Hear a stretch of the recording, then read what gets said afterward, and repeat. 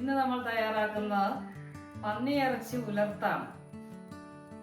അങ്കമാലി സൈഡിലെ ഉള്ള കുറച്ച് പന്നിയിറച്ചി കിട്ടി. അപ്പോൾ അത് നമ്മുടെ ഈ തൊടുപുഴ ഏരിയയിലുള്ള പന്നിയേക്കാൾ ഉള്ള വ്യത്യാസം എന്താണെന്ന് വെച്ചാൽ കൂടുതൽ ഇറച്ചിയും കുറച്ച് നെയ്യുമാണ് ഈ അങ്കമാലി സൈഡിലുള്ള പന്നിക്ക് ഒരു പ്രത്യേകത.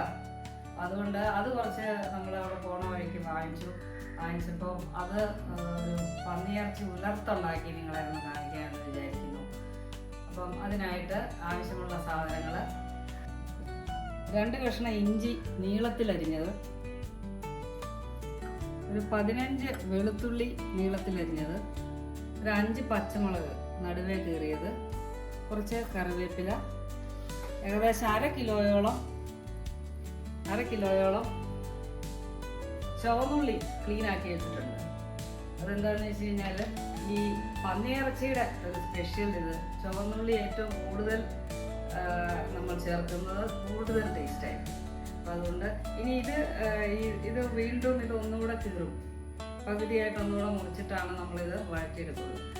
ഏകദേശം 1.5 കിലോയോളം പന്നി ചെറിയ കഷ്ണങ്ങളായിട്ട് കട്ട് ചെയ്തതാണിത്. ഇത് നന്നായി കഴുകി ക്ലീൻ ചെയ്ത് വെച്ചേക്കുന്നതാണ്. ഇത് നമ്മൾ കുറച്ച് മഞ്ഞൾപ്പൊടിയും ഉപ്പും ചേർത്ത് ഇത് വേവിക്കണം. ആദ്യം 2 ടേബിൾ സ്പൂൺ വെളിച്ചെണ്ണ ഒഴിക്കുക. അതിനുശേഷം പെരുംജീരകമാണ് ഇടുന്നത്.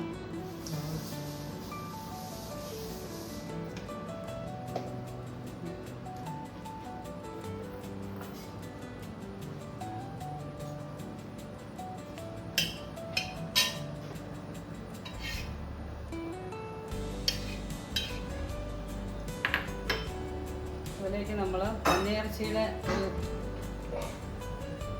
പ്രധാന ഇൻഗ്രീഡിയൻ്റ് ആണ് ഈ തേങ്ങാക്കൊത്ത് ഇടുക.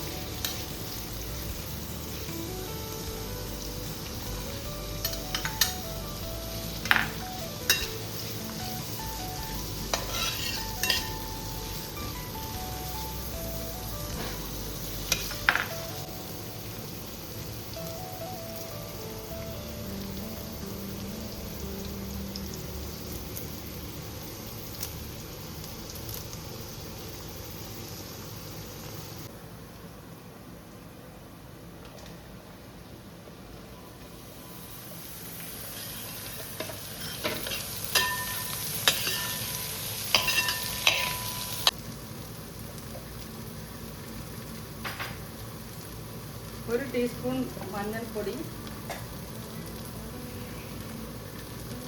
1 ടേബിൾ സ്പൂൺ മുളക് പൊടി, 2 ടേബിൾ സ്പൂൺ മല്ലിപ്പൊടി, ഇത്രയും ചേർത്ത് അതിൻ്റെ പച്ചമണം മാറുന്നത് വരെ നന്നായിട്ട് വഴറ്റുക. പ്രധാന ഒരു ഇൻഗ്രീഡിയൻ്റ് ആണ് കുരുമുളക് പൊടി. അല്പം കൂടുതൽ കുരുമുളക് പൊടി ചേർക്കണം. ഞാനിപ്പോൾ ഇവിടെ ഒരു 3 ടീസ്പൂൺ കുരുമുളകാണ് ചേർക്കുന്നത്. അതിൻ്റെ കൂടെ തന്നെ കുറച്ച് ഗരം മസാല കൂടെ ചേർക്കുവാണ്. 2 ടീസ്പൂൺ ഗരം മസാല.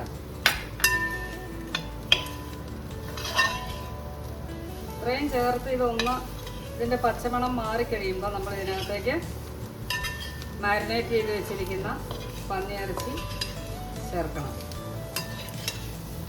മഞ്ഞൾപ്പൊടിയും ഉപ്പും അല്പം മുളക് പൊടിയും ചേർത്ത് നമ്മൾ മാരിനേറ്റ് ചെയ്ത് വെച്ചിരിക്കുന്ന പന്നിയിറച്ചിയാണ്. അത് ഈ വഴറ്റി വെച്ചിരിക്കുന്ന ഈ ഉള്ളിയും ഇതിൻ്റെ കൂട്ടിലേക്ക് നമ്മൾ ഇടുക. നന്നായി ഇളക്കി യോജിപ്പിക്കുക. ിട്ട് ഈ ഇറച്ചി നമ്മൾ ഒരു അടപ്പ് വെച്ച് മൂടി വേവിക്കുക.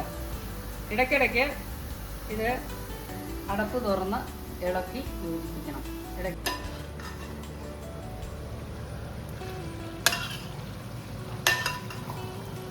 അങ്ങനെ നമ്മുടെ സ്പെഷ്യൽ പന്നിയിറച്ചി ഉലർത്ത് റെഡിയായി കഴിഞ്ഞു. തീ ഓഫ് ചെയ്യാം. അല്പനേരം തണുക്കാൻ വെച്ചതിന് ശേഷം നമുക്ക് സെർവ് ചെയ്യാം.